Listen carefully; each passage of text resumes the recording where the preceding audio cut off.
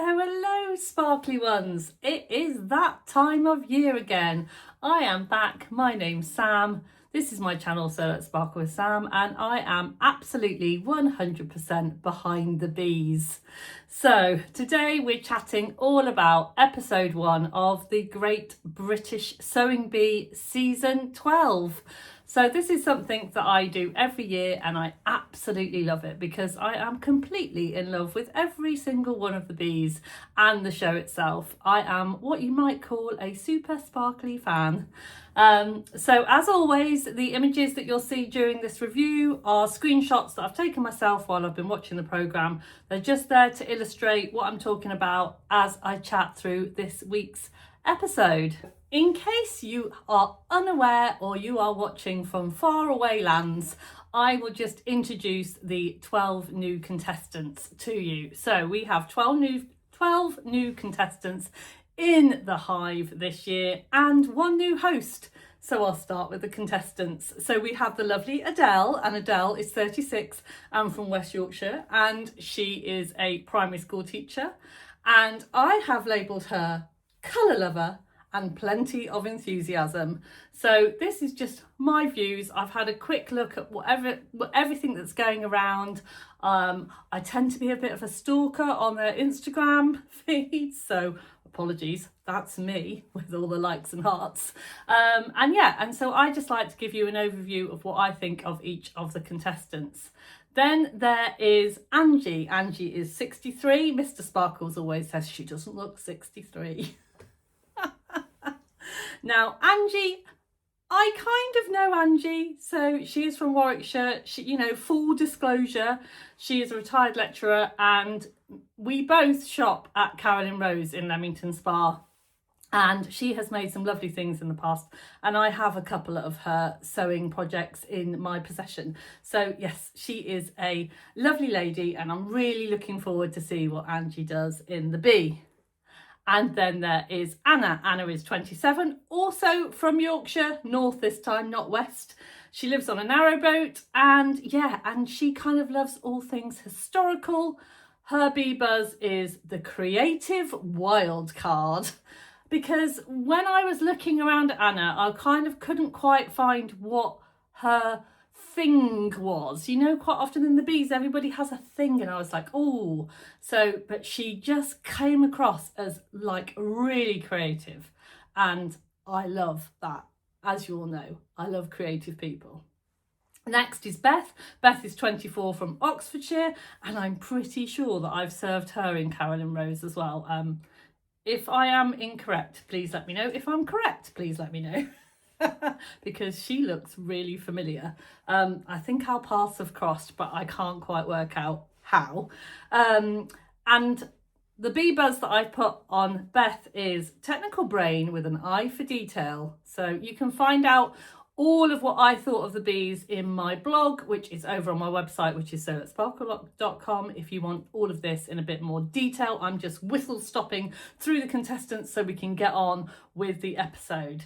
Then there is Dawn. Dawn is 64 from London, who is a bookkeeper. And when I first read this, I read it as beekeeper. And I was thinking we're going to have a beekeeper in the hive. How exciting. But she's actually a bookkeeper. Totally different things.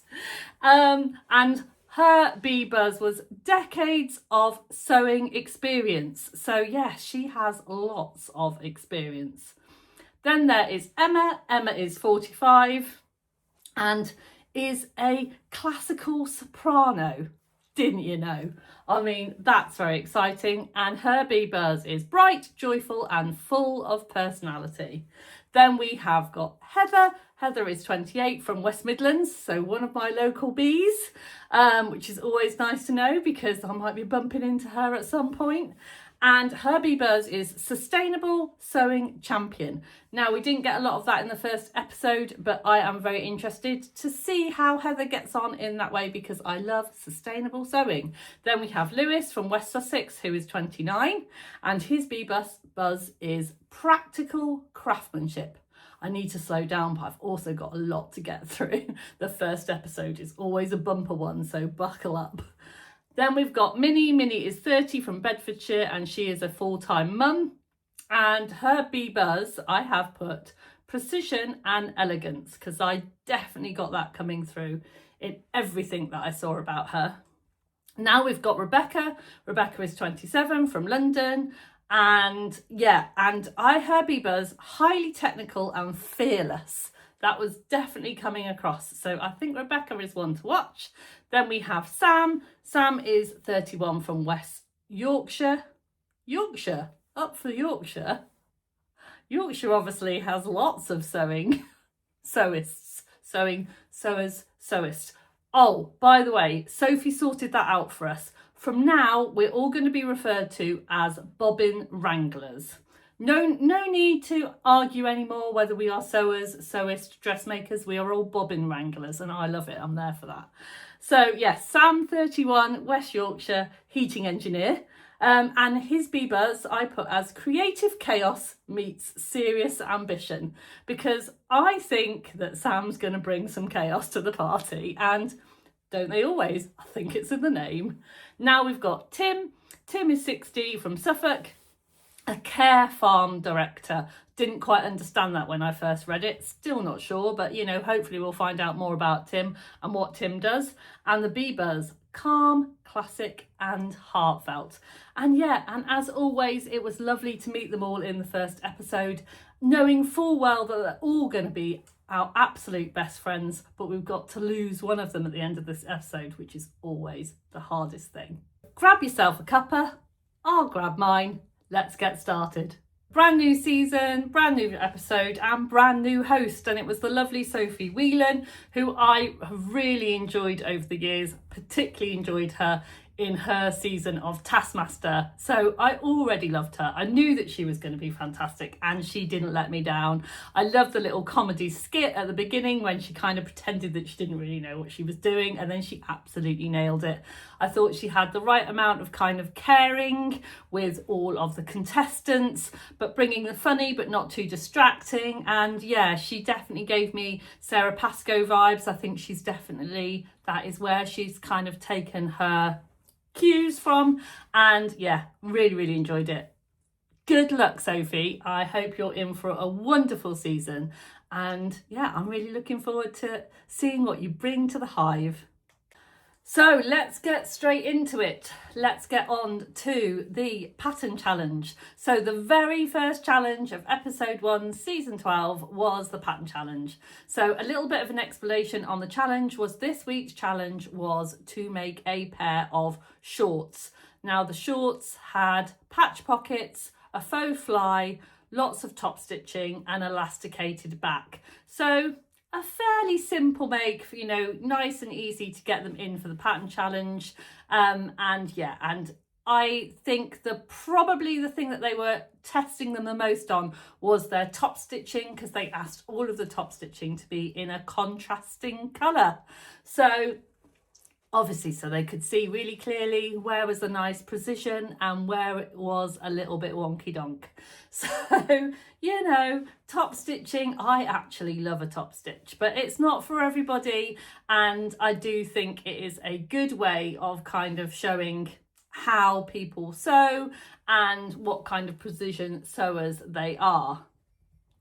I did think in this particular challenge, so we started to find out a little bit more about the bees and their sewing abilities and what they like to sew. And one of the things that came out in this episode is that the lovely Dawn is visually impaired, and so she was using a magnifier for her sewing.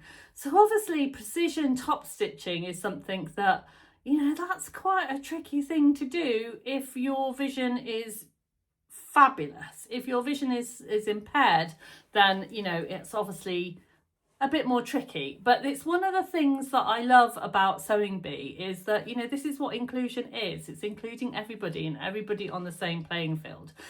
So I just have to say, well done, Dawn. Absolutely fantastic. And it was lovely to see you just giving it your absolute all. And I thought that everybody did really well in this first episode. But I just want to give Dawn a Sparkly Star Award because, you know, I thought that was fabulous. So yes, so let's go into it. They all got to choose their own fabrics from the haberdashery, and I saw a few fabrics that I knew and loved. There was definitely some Fabric Godmother fabrics in there. There was a few lobsters and some strawberries and all sorts of things. I loved the way that Adele went straight for the leopard print. I know another Adele that would have gone straight for the leopard print. If you know, you know. And yeah, I just thought it was absolutely fantastic because you were really starting to see their characters and, you know, just parts of them coming out. This is the reason why I love Sewing Bee, because to me it's more than a sewing show. It's about us falling in love with 12 different characters, and yeah, and following their sewing journey. So let me put the sparkly scoreboard up so you can see. I'll go backwards just like they do on the show. In 12th place was Sam. In 11th was Adele. In 10th was Heather. 9th was Dawn. 8th was Angie. Pardon me looking away, I don't want to get these wrong. 7th was Tim. 6th was Minnie. 5 was Lewis. 4 was Emma. 3rd was Rebecca. 2nd was Beth, and the 1st was Anna. And hopefully you will have seen all of their shorts magically appear on the screen. Now, in subsequent weeks, I will go into a lot more detail into all of the challenges, but because it is the first week and there are 12 contestants and there's a lot to get through, I am doing a little bit of a whistle-stop tour through the challenges this week. So, transformation challenge. Love it or hate it? I love it. But the transformation challenge, I think, is always fun. And I really, really loved what they did with this week's one, because I just think it is actually something I would actually do. It is something that I would do in real life, and that's absolutely fantastic. So they had some old aprons, some barbecue aprons. The contestants were allowed to choose 2, and then webbing and fixings. So they had those kind of clicky together fastenings and D-rings and all of those kinds of things, and they had to make a bag. They did have a little bit of a clause where it needed to be an obvious use bag, so it had to look obvious. It had to obviously be a gym bag, or obviously be a rucksack, something obvious in its usage. Which when I first said that, I was thinking, it's got to have an obvious use. I just make a pretty bag, and I was like, that's quite a tricky thing. There was some really fun ideas, and I think they all did really, really well. Now this is the part of the video where I'm going to do what would Sam do? So in the past, lots of people have asked, well, what would you do, Sam, if you were in the transformation challenge? Most people know that's my favourite.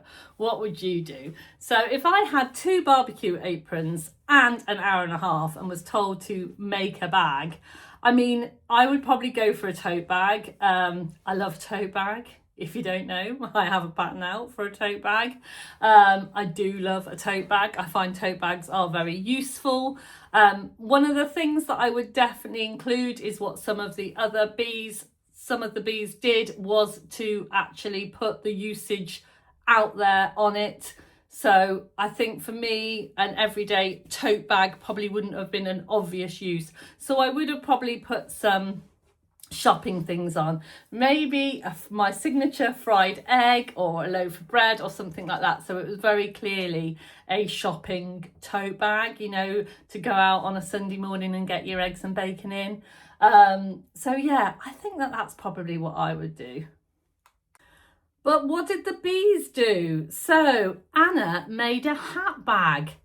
Absolute genius, because making it round and making it look like a hat box immediately gave you what it was. So I think that it was great for Patrick and Esme from a judging point of view. They knew straight away, well, that's got to be a hat bag because it's like a hat box.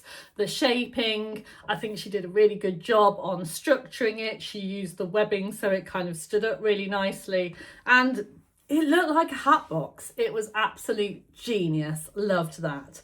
Sam made a tall bag, again, because of the colourings. in his barbecue aprons. It looked like a tool bag. It looked like a utility tool bag, you know. Absolutely fantastic. I think there was a little bit of kind of chatting about whether it could have had more fastenings and things, but again, you have 90 minutes, you do what you do. It did look like a tool bag. I really like that one. Heather's gym bag, Mr. Sparkle's favourite. Just to let you know, yeah. Heather made a gym bag out of her aprons, and it looked exactly like a gym bag. It even had the strappings on the bottom where you could put your yoga mat, you know, kind of in the bottom. And yeah, I thought that was really, really cool. Mr. Sparkles was a big fan of that one. Lewis made a picnic bag, and because of the size, his apron was waterproof, so he kind of thought about like an outdoorsy picnic bag, but because of the size, it looked more like a kind of lunch, you know, it's kind of what I would have taken my lunch in when I worked in schools, kind of a lunch bag. And yeah, but it, you know, it did what it needed to do. Then there was the lovely Minnie, who made a knitting bag, and she said it was for her daughter.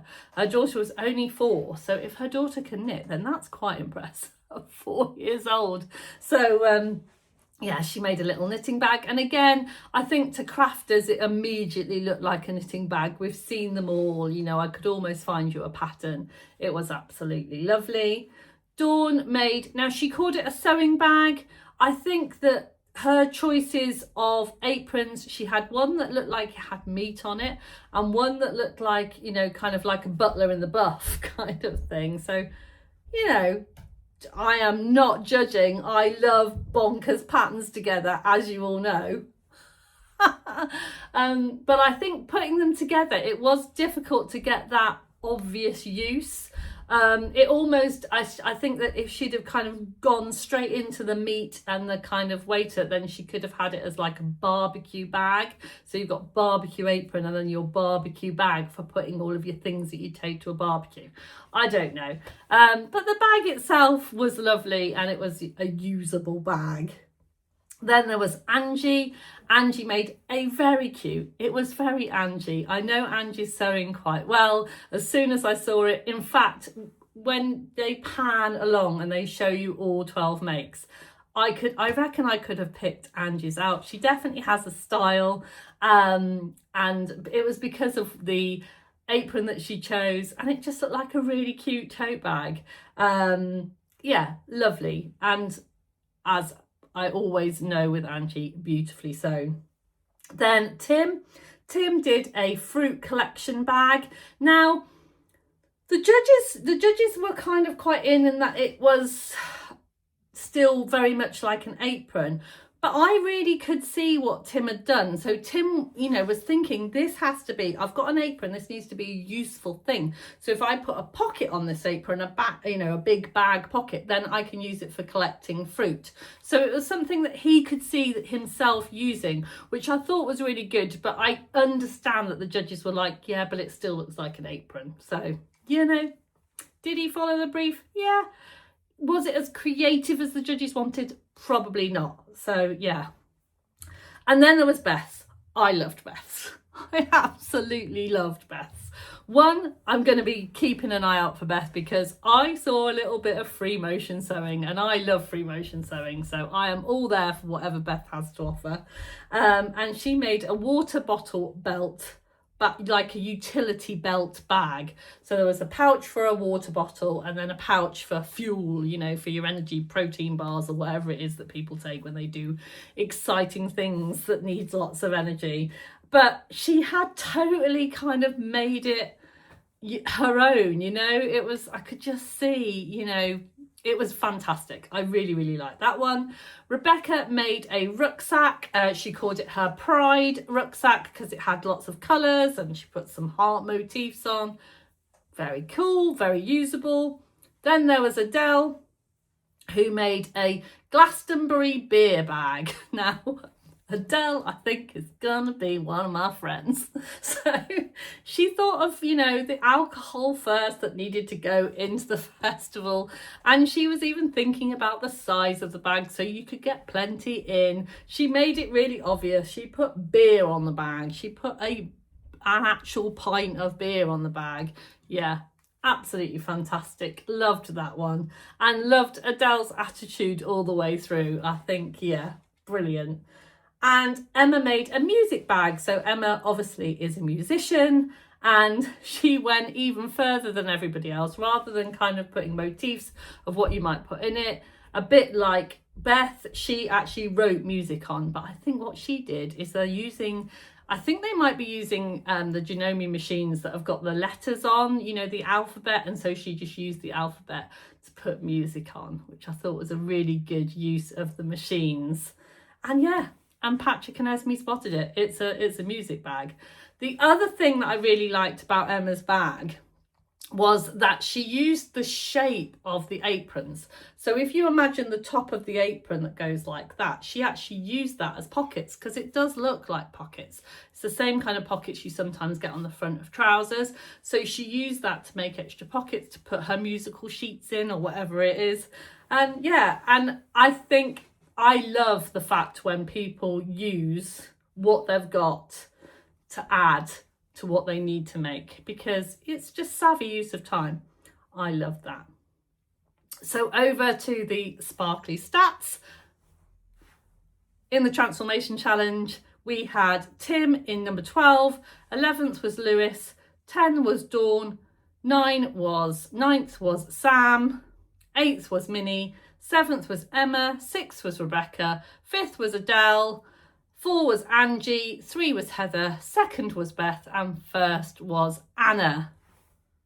So that brings us on to the made to measure challenge. So this challenge they've decided to do a little bit differently. So normally they bring models in, but this week it was a made to measure challenge where the bees were asked to make something to fit themselves. So they were the models, which I have to say I really enjoyed, which will give you another chance to see the bees in their kind of real personalities, which I thought was fantastic. So the made to measure challenge was to make a summer outfit, and of course it had to fit their bodies, and the made to measure goes without saying.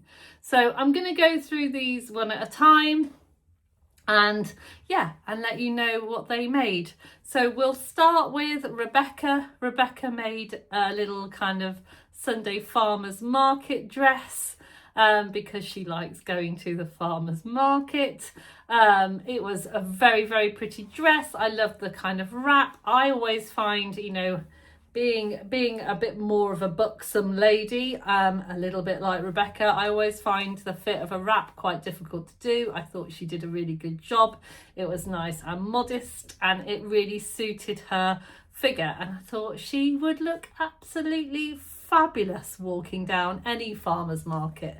So yeah, really, really lovely effort. Well done, Rebecca. Next, there was Beth.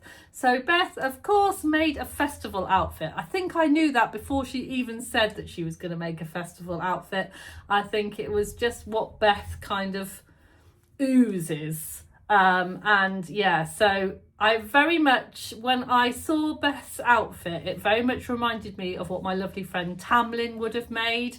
Yeah, it was kind of these gorgeous kind of balloon festival trousers, and then a bandeau kind of bra top, and the way that she put like a little halter neck tie that matched the trousers to kind of bring the outfit all together. And I thought Beth looked absolutely sensational, and yeah, she definitely very confident down that catwalk. I think she's done that before.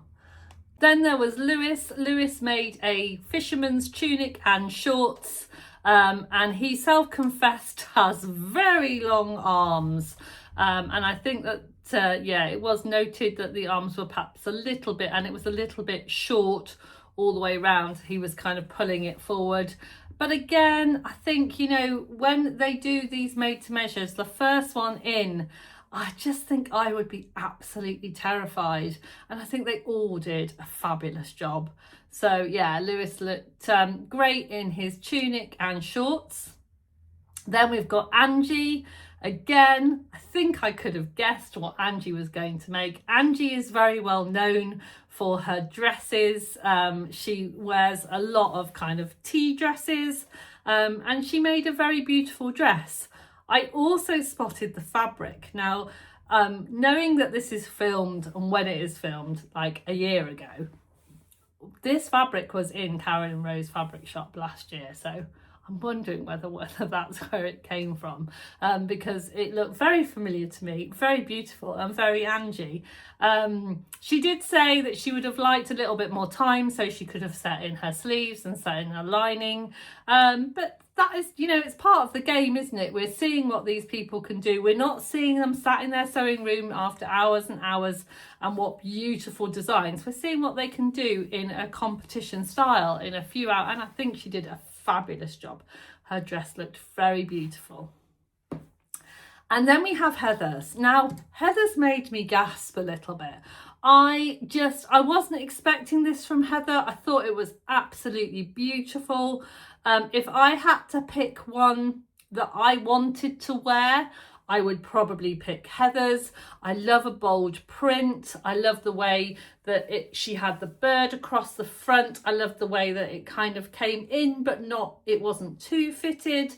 And yeah, I just thought it was beautiful. Her use of piping, her use of the bold prints. I loved everything about Heather's. I thought it was beautiful. I think there was a comment about her invisible zip not being entirely invisible. I mean, I didn't have my magnifying glass, but I looked perfectly fine to me, and I thought the piping had gone in really nicely. So yeah, I really, really liked that one. That was definitely, yeah, that would have definitely got a Sparkle Star award from me. And then Tim made his wedding outfit. So it was a waistcoat and wrap trouser combo.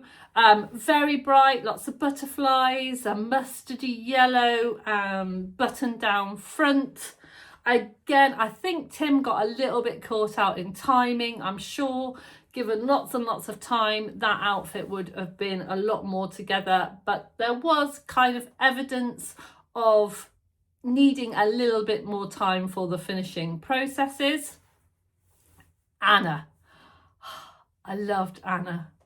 Anna was giving me Julie Andrews, Mary Poppins vibes, you know, which she just looked absolutely fabulous. This isn't one that you would see me wearing, but I adored it. I thought it looked absolutely beautiful. It was, yeah, just really pretty, feminine, but quite grungy, and I just loved it. Absolutely loved everything about it.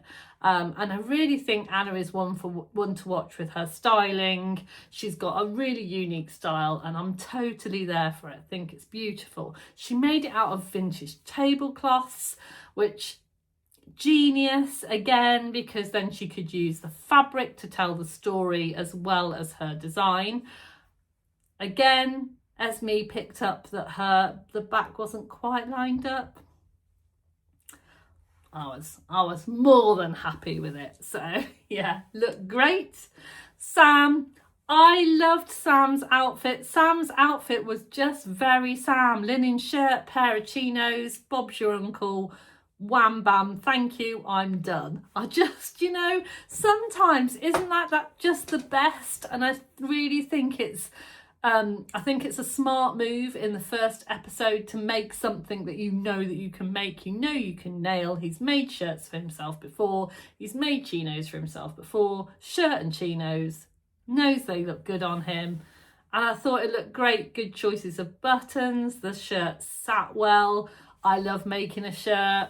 Yeah, just great. Well done, Sam. Thought that looked really good. Then there was Winnie. Winnie's dress was very beautiful. Again, I'm pretty sure that fabric has been viral all over the place. I really loved her style. It definitely wouldn't be a style that I could wear, but Minnie fit it beautifully. And I think, again, it's a very clever thing that the bees do when they're making for themselves and when they're making for a model.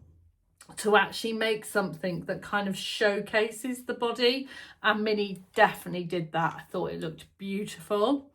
Dawn made a very simple outfit, self-confessed simple outfit in stretch fabric.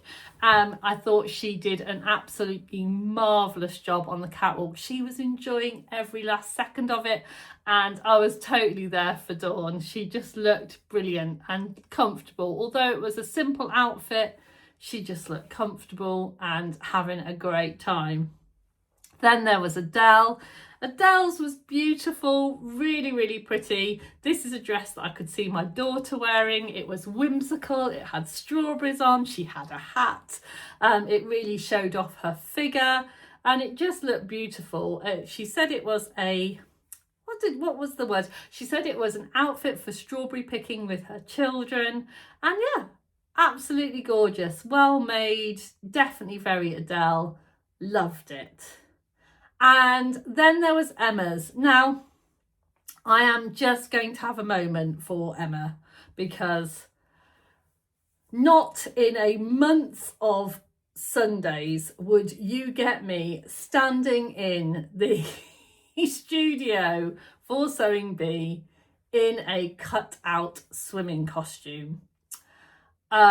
Because, you know, that lady is bold and brave and beautiful and fabulous, and I just thought it was just brilliant the way that her boldness kind of really shone through. In fact, she reminds me and Mr. Sparkles, we've both said it, a little bit of our lovely friend Lynn. You might know her as So Lindy Lou, not because she looks the same, but just because of somehow the way that she holds herself and the way that of her love of, you know, she's not afraid of colour. And yeah, there was just kind of something about that. And that's what really drew me into Emma.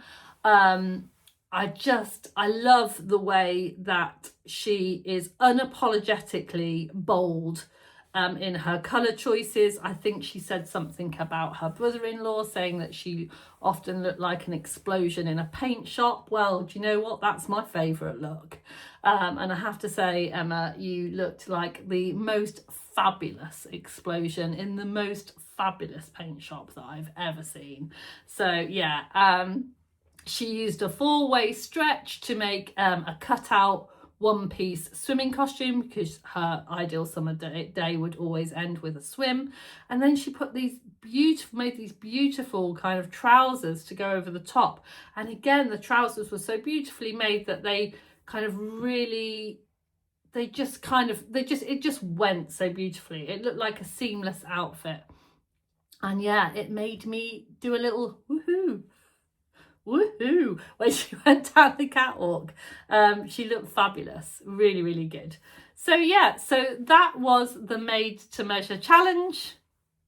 So now this is my least favourite part of my vlog, where I have to talk about the contestants that leave. So outfit of the week this week went to the lovely Emma in her cut out swim set.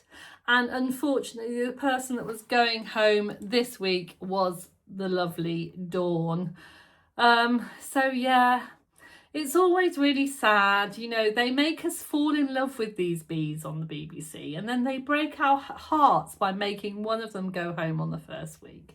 So I just want to say thank you, Dawn. Thank you for your commitment, and thank you for a lovely first week. And I wish you really well in whatever you do, and I hope I bump into you at some point soon. So now, this is the little bit of the video that you've all been waiting for. It is Baby Sparkle's thoughts. So I'm going to pass you over to my wonderful baby boy. He's 26 years old, folks. Joe, aka Baby Sparkles, and he's going to tell you what he thought of the bee this week.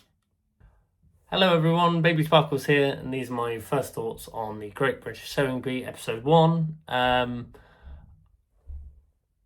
think I'm going to give you my 3 predictions for who I think is going to make it to the final. I'm going to say Anna, Heather and Adele. Anna because I just thought she was the best in the first episode, and Heather and Adele, because I know nothing about them other than their names, and my prediction is always that if they don't do like the VTs explaining someone in the first episode, it's because they're gonna make it a while. Yeah, no, absolutely nothing about them other than that, but they seem nice. I really liked the transformation challenge in this episode. I thought it was really cool. I thought Anna's hat bag was very cool. I quite liked that Tim made just an orchard, a fruit picking bag. I thought that was cool. And yeah, I like bags you can wear with a little pouch. I thought that was cool. I am worried though about that challenge because I think it's going to give Mum some ideas. Simon, otherwise known as Mr. Sparkles, has a lot of aprons, and I'm now worried for their safety. I think I'm going to probably end up with a clutch bag with the words Happy Father's Day on. Yeah. See you later. So then that gives us week 2 to look forward to. So in week 2, the sewers are going to be asked to make a shell top, but I'm sure, I mean, that sounds quite simple, but I'm sure they're going to add to it lots of adaptations to make it nice and tricky.